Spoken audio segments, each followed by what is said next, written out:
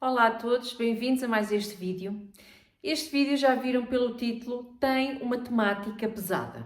Hoje vamos falar de luto. Vou-vos falar de 4 obras que abordam, nem abordam, cujo foco principal, a temática principal é o luto. São obras 100% sobre luto. São obras de autores nacionais, mas também de autores estrangeiros, porque o luto não tem nacionalidade. E são obras que me enriqueceram muito enquanto leitora, mas também enquanto pessoa, enquanto ser humano. Este é um tema que me é muito, muito caro na vida real, então que eu tenho procurado encontrar na literatura. E são obras que eu vos recomendo se estiverem com disposição de lerem sobre esta temática. Estão curiosos? Fiquem por aí para saberem mais.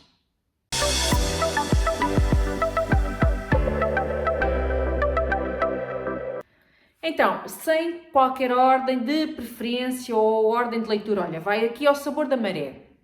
Eu tenho aqui ao meu colo já uma obra pequenina, de que eu já falei aqui neste canal há muito tempo, que muito provavelmente vocês pelo menos já ouviram falar, se não leram, pelo menos sabem que existe, que é a obra do José Luís Peixoto, Morreste-me. É um livro muito, muito, muito pequenino, que tem, para além das pequenas dimensões, tem menos de 40 páginas, mas é um livro poderosíssimo. Eu chorei horrores a ler isto. É um livro muito tocante, a forma como está escrito, em que o autor nos fala e partilha connosco a sua dor pela perda do pai. Quando ele perdeu o pai há muitos, muitos, muitos anos, a mãe ainda era viva, e eu acho que a senhora ainda é viva hoje, e ele ficou com a mãe e com a irmã. Então ele fala do regresso à terra dos pais, uma terra que passou a ser uma terra cruel, porque se passou a simbolizar a perda, a doença do pai, o pai morreu com cancro, a doença, o acompanhar a mãe no hospital, tudo o que veio depois disso, a mãe ficar sozinha, as lembranças de coisas que o pai lhe disse, da preocupação que o pai tinha com ele, do desejar-lhe o melhor, os ensinamentos, tudo isso. Quando alguém nos morre, alguém que nos é muito próximo e que nos é muito querido, é isso que fica, não é? São as memórias. Não nos conseguimos agarrar a muito mais do que as memórias, e o autor fez isso mesmo. O autor recordou alguns episódios, algumas situações com o pai. Ele fala também na estranheza que é nós estarmos neste mundo em que de repente sabemos que uma pessoa que é tão importante para nós morreu, e a morte tem esta coisa de ser definitiva, que é o mais cruel da morte, não é? É o definitivo. E o mundo, quando olhamos para as pessoas à nossa volta, o mundo gira da mesma forma, continua tudo igual à nossa volta. As pessoas continuam a viver a sua vida como se nada fosse, e para quem está a sentir o luto é muito estranho, porque a nossa vida parou, estagnou ali, mas foi só a nossa vida, e a vida da pessoa que morreu, claro. O resto, os enfermeiros, os médicos no hospital, os desconhecidos, os transeuntes, as pessoas lá na Terra, continuava tudo igual. Menos para esta família, que a partir dali iam ter que aprender a viver com esta perda tão significativa. Olha, uma obra vai ficar sempre no meu coração. Depois, posso passar aqui para outra obra de um autor português também, porque não? Uma obra que também me tocou imenso, é uma obra bem mais robusta, está na casa das 200 e poucas páginas, é O Filho da Mãe, do Hugo Gonçalves. Esta capa é lindíssima, quando eu comprei esta edição já havia outra capa, só com o título escrito, mas eu andei à procura desta, mais antiga, porque acho que é lindíssima e retrata lindamente o que aqui está dentro. O Hugo Gonçalves perdeu a mãe em tenra idade, ele tinha, se não estou em erro, 8 anos, estava na escola primária. A mãe já estava doente com cancro, mas acabou por morrer além fronteiras. Ela estava na Grã-Bretanha, acho que talvez em Londres, não sei especificar, mas estava em Inglaterra, a tentar uma cura para a doença. Cura essa que nunca chegou. E de repente, uma criança de 8 anos, tão dependente da sua mãe como é qualquer criança desta idade, ficou sem mãe, ficou com o irmão mais velho, com um pai que não estava a conseguir lidar com tanta dor, um pai que sofreu horrores com a viuvez, com a perda da esposa. E ele fala, o que me marcou mais aqui foi o percebermos que ao longo dos anos, não só da infância e da adolescência, mas mesmo na vida adulta, esta perda teve repercussões bastante negativas. A vida do autor foi amplamente marcada pela negativa, por esta morte. E não só a morte, mas também o facto de os mais próximos, que seria o pai e seria a avó, ele fala também da avó que acompanhou durante o primeiro ano do luto, foi uma presença mais regular, esteve lá em casa com eles durante os primeiros tempos. Estas pessoas poderiam falar-lhe da mãe, mas não o faziam. O pai dá a sensação que é mesmo incapacidade dele estar a falar da mulher, da perda da mulher, porque é algo que lhe causava um sofrimento imenso. A avó, talvez por ser uma criança, o que eu sinto por experiência própria é que as pessoas têm tendência a não falar da morte. Não me refiro às pessoas que estão a passar pelo processo do luto, as pessoas que realmente estão mergulhadas no sofrimento, mas as pessoas à sua volta, que conheciam o falecido ou a falecida. Eu acredito que seja por receio de magoar e de dizer algo de errado, algo que vá ferir as suscetibilidades, que vá ofender, quiçá, a pessoa enlutada. Então as pessoas jogam pelo seguro e não dizem nada, mas esse silêncio provoca uma dor imensa. Porque quem está a passar por um processo de luto, em alguma altura vai sentir necessidade de falar da pessoa que perdeu, relembrar coisas com outra pessoa, não relembrar só sozinha, do que a pessoa gostava de vestir, gostava de comer, os sítios que gostava de ir, hábitos, rotinas, o que quer que seja dessa pessoa, mas partilhar com outras pessoas que conheciam, trocar ideias, trocar memórias. E isso é muito difícil de se fazer. E o Hugo Gonçalves teve dificuldade em encontrar uma pessoa que fosse com quem partilhar essas memórias. Com a agravante que, como ele era uma criança, era muito pequeno, ao longo dos anos as memórias acabaram por se diluir e fica aquela sensação de não tenho a certeza se me lembro, se é mesmo uma memória real ou se já é fruto da minha imaginação. E ele tentou. A avó pouco falava, mas quando falava da mãe ele sentia interesse genuíno e uma vontade imensa de alimenta-me com mais, eu quero saber mais da minha mãe. E isso doeu-me imenso. E enquanto mãe, eu própria, enquanto mãe que perdeu a sua mãe, que já não é filha, é algo que eu tento afastar da minha mente, obviamente, mas é algo que me preocupa. Se eu um dia não estou cá, para os meus filhos, eu sei, por experiência, e eu já perdi a minha mãe em idade adulta, mas eu sei por experiência que é uma dor inesgotável. É uma dor para a vida. E, enquanto crianças, que nem sequer temos a maturidade intelectual e emocional para saber gerir, meu Deus, o que há a dizer, não é? O que há a dizer. Só pode ter sido um sofrimento atroz e foi, certamente, está aqui em cada página. E ao longo da vida, pois já na idade adulta, como ele cresceu muito rodeado só de homens, com aquele silêncio relativamente à mãe, ele acabou por ter relações amorosas com mulheres que foram assim muito promíscuas, muito fugazes, porque ele ia à procura de, não é, de algo que não tinha. Teve impacto a esse nível, ao nível da relação dele com as mulheres, a nível amoroso. Uma coisa que também, passado tanto tempo de ter lido esta obra, eu ainda recordo vivamente, e em mim causou-me imensa aflição, ele andar à procura de umas cassetes que ele soube que existiam, com a gravação da mãe, a voz da mãe.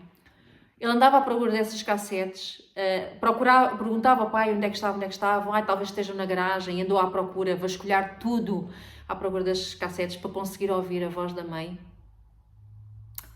Essas cassetes nunca apareceram. Lá está, aquela necessidade de ver a pessoa, de ouvir a pessoa, de saber coisas sobre a pessoa que tanta falta faz. E as cassetes, as malditas das cassetes nunca apareceram. Enfim, olhem. É dor do princípio ao fim e é uma escrita belíssima, lindíssima, muito, muito, muito bonita esta obra. Depois, vou-vos falar de um livro que eu não tenho físico, ouvi o audiobook. É um livro chamado Notes on Grief.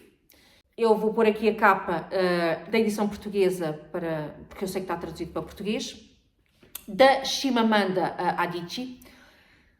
Ela escreveu esta obra, uma obra também muito curtinha. São notas sobre luto, literalmente notas, são 30 notas, creio, sobre luto. Luto de quem? Luto da morte do pai. O pai dela faleceu, tinha 88 anos, portanto já tinha uma idade bastante avançada, mas era uma pessoa doente, tinha doença renal, mas apesar destas duas situações, a idade e a doença, havia aquela crença de que, como era uma pessoa tão querida, tão amada e tão necessária naquela família, havia aquela crença de que vai chegar aos 90 anos, com certeza há de chegar aos 90 anos. Não chegou. O pai faleceu já durante a pandemia, o início da pandemia, e ela faz referência, ok, ele tinha esta doença, mas será que o Covid teve alguma implicação, teve algum contributo para acelerar a morte ou não? E nunca ficaram com certezas. Ao longo destas notas, ela relembra o pai, basicamente. Relembra o quanto... o pai dela era professor universitário. Era uma pessoa muito inteligente, mas também era uma pessoa sábia, uma pessoa humilde, uma pessoa íntegra. Ela só enumera qualidades àquele querido e amado pai. E era uma pessoa que lia tudo o que ela publicava e acompanhava a carreira dela e demonstrava o orgulho na filha que tinha. Não era só elogios, ele também sabia fazer as suas críticas construtivas, mas ela sabia que ele tinha muito orgulho dela. E era uma pessoa com quem ela adorava passar tempo. Ela já mulher, já com filhos, ela faz referência, eu creio que é à filha, nesta obra, mas era uma pessoa que ainda precisava muito e valorizava muito a companhia do pai, as conversas com o pai. Depois ela faz aqui também referência a certos comentários que pessoas bem intencionadas lhe fizeram após a morte do pai. Coisas como, pronto, deixa lá, ficam as memórias, não é? Agora guardamos as memórias. E ela não gostou de ouvir isso e ela pensou, eu própria já devo ter dito isto a alguém. Isso remete-me para a obra do Gonçalves. As pessoas, pela minha experiência, por norma não dizem nada, não é? Podem-se passar anos e as pessoas não tocam no tema luto, naquela perda que sabem que a pessoa tem, daquele sofrimento porque sabem que a pessoa está a passar. Eu acredito que em muitos casos por receio de dizer a coisa errada, dizer algo que não é bem interpretado, que ainda vai magoar mais. E efetivamente isso pode acontecer e a Chimamanda faz aqui referência a isso, mas eu também acho que não dizer nada é pior. Nós estamos a passar por um processo de luto, estarmos no fundo do poço, haver pessoas à nossa volta que não sentem essa dor, porque o luto não é delas, não é? Elas conhecem, mas o luto, a perda que nós sofremos, elas não a sofreram. E essas pessoas, portanto, estarem psicologicamente, emocionalmente, perfeitamente capazes e não serem capazes de nos dar uma palavra de apoio, seja pessoalmente, seja por mensagem, o que for, eu não sei se não é pior.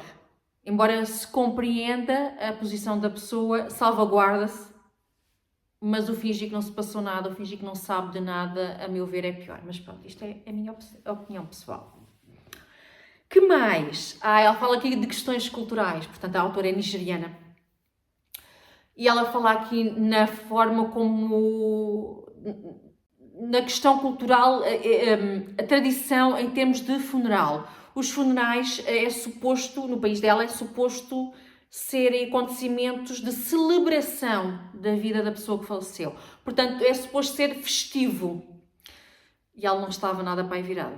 Ela ainda não estava, ela diz, era tão recente, a dor era tanta, que eu não estava capaz de celebrar e de me mostrar feliz e de me mostrar bom ar, apesar de ser para celebrar a vida do pai que faleceu, não é? Ela ainda estava muito mergulhada no luto, na tristeza, no silêncio, deixem-me no meu canto a viver a minha dor, não me façam agora estar a celebrar.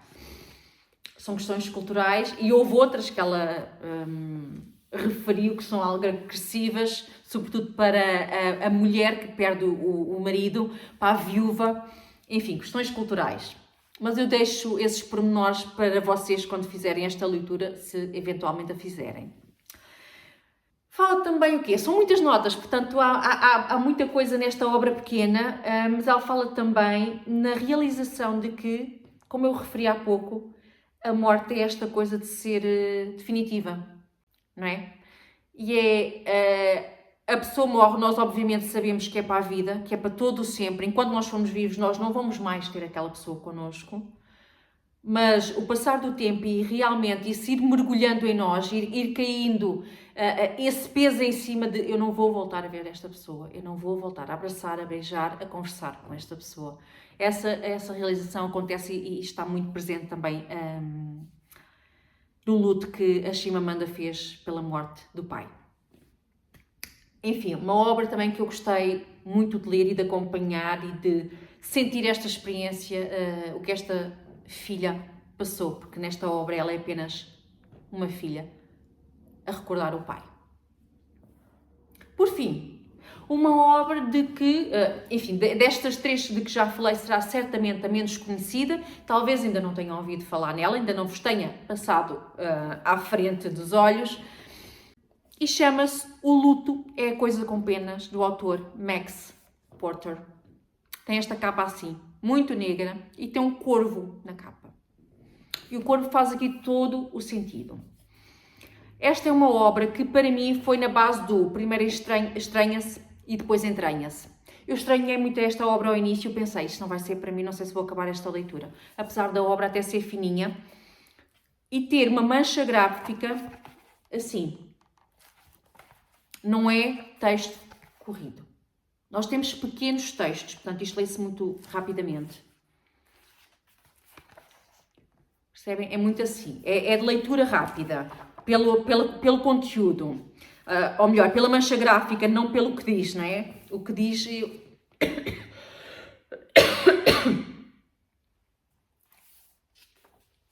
O que aqui está, à semelhança das outras obras, requer ou beneficia ou faz sentido uma reflexão. Nesta obra que nós temos aqui, como eu referi, são vários textos. Cada texto tem um título. Ou o título é Meninos, Pai, ou então O Corvo. Porque nós temos aqui um pai que perdeu a esposa, um pai, um viúvo, que sente uma dor imensa pela morte da mulher, e é um viúvo que ficou com 2 filhos por criar, que são os meninos neste texto. E durante o seu processo de luto, este homem vê-se a certa altura acompanhado por um corvo. O corvo é o símbolo do luto, o símbolo da morte. Daí o título e daí a capa que nós aqui temos. O título, O Luto é a Coisa com Penas. Este corvo é o luto. Parece estranho, não é? Mas para mim, pessoalmente, foi uma leitura maravilhosa. Uma leitura muito, muito bonita, que eu cheguei ao fim com o coração quente. Ok? Dolorido, mas quente. Eu tenho aqui algumas passagens que eu gostava de vos ler só para perceberem a dinâmica aqui da obra. A certa altura, num texto até bastante grande, com o título Pai, diz assim: um olho preto azeviche luzidio do tamanho da minha cara, pestanejando lentamente, numa órbita coriácea enrugada, arregalando-se num testículo do tamanho de uma bola de futebol. Shhh! E isto foi o que ele disse. Ficarei até que não precises mais de mim.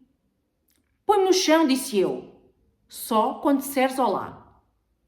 Põe-me no chão, grasnei eu. E o meu mijo aqueceu o berço da sua asa. Estás assustado? Vá, diz olá. Olá.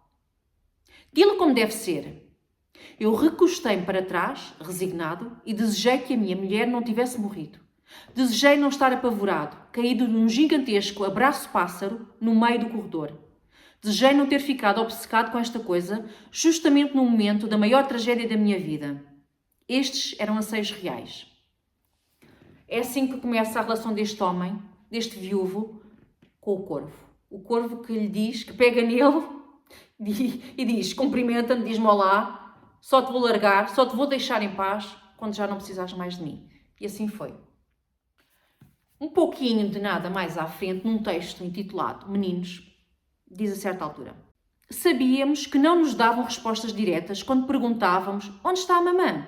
E sabíamos, mesmo antes de nos levarem para o nosso quarto e dizerem para nos sentarmos na cama, um de cada lado do papá, que alguma coisa tinha mudado.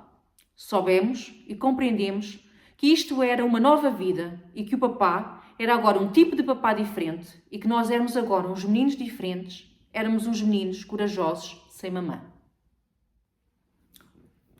Para finalizar, um texto intitulado Corvo, que começa da seguinte forma: noutras versões, sou um médico ou um fantasma. Mecanismos perfeitos. Médicos, fantasmas e corvos. Conseguimos fazer coisas que outras personagens não conseguem, como comer a mágoa, desdar à luz segredos e travar batalhas dramáticas com a linguagem e com Deus. Eu era amigo, desculpa, Deus ex machina, piada, sintoma, ficção, espectro, muleta, brinquedo, fantasma, mordaça, analista e ama seca. Percebem?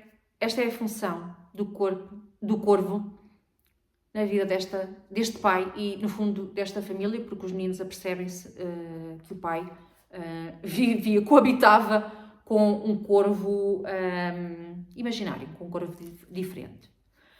Como se desenrola a história? Enfim, é o desenrolar de um processo de luto. E, para mim, já vi críticas, avaliações bastante baixas no Goodreads, mas para mim é uma obra 4, 5 estrelas, uma obra riquíssima, muito bem pensada. Cada pessoa vive a luta à sua maneira, cada pessoa vê as coisas da sua maneira e, quando se é escritor, cada pessoa registra esses momentos, esses sentimentos como consegue, como sabe. E esta é uma forma, para mim, uma forma muito válida de fazer um relato de anos de luto. Olhem, são estas as 4 obras que eu aqui tenho e que vos recomendo a leitura. Estas 3, mais a da Chimamanda. Se tiverem curiosidade, ou se tiverem interesse, ou se tiverem necessidade de ler sobre esta temática.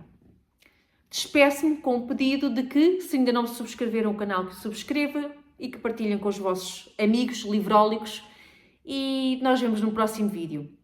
Deixem os vossos comentários no campo dos comentários, já sabem. Beijinhos, boas leituras e até à próxima.